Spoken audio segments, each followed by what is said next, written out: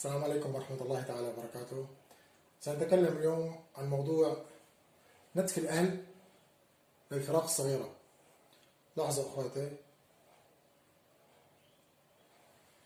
طبعا هذا نتف بسيط يعني يعتبر بالنسبة لغير الطيور. في طيور بتلاقي كله رايح، الظهر رايح، حتى النتف يكون الأهل بينتفوا الريش الصغيرة. في طيور تلاقيه ابدا يعني تقريبا مشفعينه للطير، بقى بس جناحه والذنب. في لازم اتبع اكثر من خطوه لحتى اتجنب نتف الاهل للفراخ. اول خطوه يا اخواتي، بدي اضيف صدفه السيبه او عظم حبار بالقفص، ولازم اقدم كمان في شيء اسمه املاح. تيجي حجر هلا بسوريا عنا حجر مدور ومثقوب خصوصا اسمه حجر املاح، وتوفر بمحلات العصافير. اللهم صل على سيدنا محمد. في كمان شغله كثير لازم كثير مهمه، انه انا بس الفراخ كبرت عندي، هذا فتحة العش، هاي قاعدة قفص متوفرة بلاستيك بالاسواق السورية، او ممكن حديد، اي شيء حديد. بدك تركبها هيك، قبل ما تركبها بدك تشيل سيخ منها. هلا ركبتها هيك وثبتها، انا بشيل بس سيخ منها بلغيه. هيك الذكر والانثى فينا نفوتوا راسهم لجوا ويطعموا الفراخ بدون ما يأذون كثير. هلا بصفي الاذى بس من موضوع الراس والرقبه شوي، بس من الجسم بصفي الاذى خفيف، يعني ما بيقدر الذكر او الانثى يوصلوا لبطن الطير. وفيك انت تركب نفس القصه جوا قلب المعشي، قلب العش، قلب البياضه، بس بدك تقطعها اكثر من قطعه. يعني هاي بدها تكون قطعه، لا قطعه، ايه قطعه، لا قطعه، لا قطعه، لا قطعه، يعني بحس انه يفوت راسه الذكر، يفوت راسه والانثى، يفوت راسها، طعم الفراخ من بين الشبك. هاي بدها قص.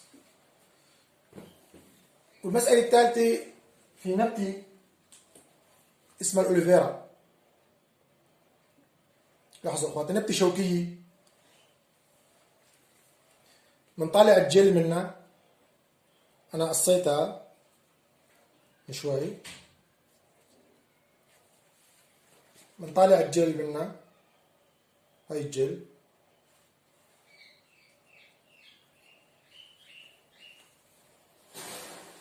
وبنفرط الفرخ فيه، هاي طالع من الجل. الأوليفيرا هلا انت اذا متبع التعليمات ومخلي الطير في حاجز بينه وبين الاهل، اذا كانوا على باب البياضه او من داخل البياضه، فينك تدهن بس الراس، تدهن بس الراس ومحل القريب يعني منك. الأوليفيرا مفيده لنمو الريش اولا، ثانيا طعمها مر. لما احد الابوين بيجي بده يسحب الريشه او ياكل الريشه او ينزل الريشه للفرخ، تيجي مرارة النبتة بتمه، فببطل او بخفف كثير. هلا نحن يعني موضوع انه يكون اخف من نتف كامل يعني، والا نتف كامل يعني الاستغناء يعني توصل لمرحله انه عدم النتف بتاتا، يعني شغله صعبه كثير. وممكن تضيف فيتامينات عامه لما انت الكبار الفراخ بتكبر، بتضيف فيتامينات عامه كمان، هاي بتخفف نتف الاهل للفرخ. دمتم بخير انتم وطيوركم، والسلام عليكم ورحمه الله تعالى وبركاته. اللي بحب يشترك بالقناه ويشرفنا، 100 اهلا وسهلا. وممكن اذا بتتكرموا تعملوا لايك على الفيديو وتفعل زر الجرس ليصلكم بكل جديد. اللي عنده موضوع بحب نحكي فيه بيشرفنا على التعليقات، 100 اهلا وسهلا. السلام عليكم ورحمه الله تعالى وبركاته.